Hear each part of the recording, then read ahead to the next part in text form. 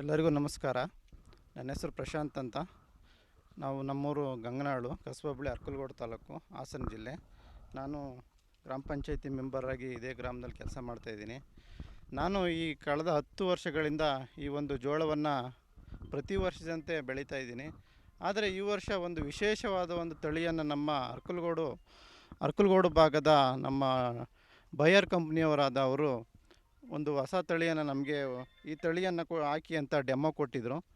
ಈ ತಳಿನ ನಾನು ಸುಮಾರು ತಳಿಗಳು ನೋಡಿದರೂ ಇದು ಎಲ್ಲ ತಳಿಗಿಂತ ವಿಶೇಷವಾದ ತಳಿ ಬಂದಿದೆ. ಇದು ಅತಿ ಹೆಚ್ಚು ಇಳುವರಿ ಕಾಣಿಸ್ತಾ ಇದೆ ನೋಡಿ ಇಲ್ಲಿ.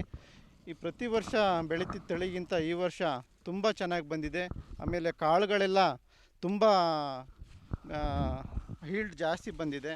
ಆಮೇಲೆ ಕಡಿಮೆ ಒಂದಾದ ಈ ಸತಿ ಮಳೆನೇ ಇಲ್ಲ. ನಮ್ಮ ಅರ್ಕಲಗೂಡು ಭಾಗದಲ್ಲಿ ತುಂಬ ಬರಗಾಲ ಪೀಡಿತ ಒಂದು ತಾಲೂಕಾಗಿ ಘೋಷಣೆ ಮಾಡಿದ್ದಾರೆ.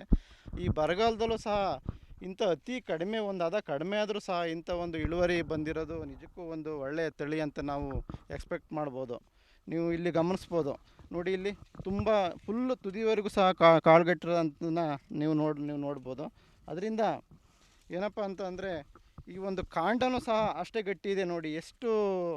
ಎಷ್ಟು ಮಳೆಗಾಳಿಗಾದರೂ ಇದು ಸ್ವಲ್ಪ ಗಟ್ಟಿಯಾಗಿ ನಿಂತ್ಕೊಳ್ಳುತ್ತದೆ ಇದು. ಅದರಿಂದ ಎಲ್ಲ ಡಿಕಾಪ್ 9247 ಈ ತಳಿಯ ವಿಶೇಷ ಏನಪ್ಪ ಅಂತ ಅಂದರೆ, ಇದು ಹಾಕಿ ನಾವು 100 ದಿನ ಆಗಿದೆ. ಆದರೂ ಕಾಂಡ ಗಟ್ಟಿ ಇದೆ, ಮೇತೆ ಒಣಗಿದೆ. ಆದರೂ ನೋಡಿ ಇದೇನಿದೆ ಇದು ಹಸಿರು, ಇದು ದನಿಗೂ ಸಹ ಎಲ್ಲ ಜಾನುವಾರುಗಳು ಸಹ ಇದನ್ನು ಯೂಸ್ ಮಾಡೋ ಅಂಥದ್ದು. ಅದರಿಂದ ಇದು ಮಲ್ಟಿಪರ್ಪಸ್ ಆಗಿ ನಾವು ಮೇವಿಗೆ ಉಪಯೋಗಿಸ್ಬೋದಾದಂಥ ತಳಿಯಾಗಿದೆ ಇದು. ಇದರ ಹೆಸರು ಬಾಯರ್ ಅವರ 9247 ಅಂತ ಡಿಕಾಪ್ ಕಂಪ್ನಿಯವರು ಇದನ್ನು ಡೆಮೋ ಕೊಟ್ಟಿದ್ದರು.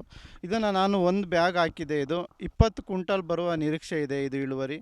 ಅದರಿಂದ ಎಲ್ಲ ರೈತ ಬಾಂಧವರು ಇದೇ ತಳಿನ ಬೆಳೆದು ತಮ್ಮ ಬೆಳೆಗಳನ್ನು ಉತ್ತಮವಾಗಿ ಆರ್ಥಿಕ ಪರಿಸ್ಥಿತಿಯನ್ನು ನಿರ್ವಹಿಸಲಿ ಅಂತ ಎಲ್ಲ ರೈತ ಬಾಂಧವರಿಗೆ ನಾನು ಒಂದು ಕಿವಿ ಮಾತು ಹೇಳೋದ್ರ ಮುಖಾಂತರ ಮುಗಿಸ್ತಾ ಇದ್ದೀನಿ.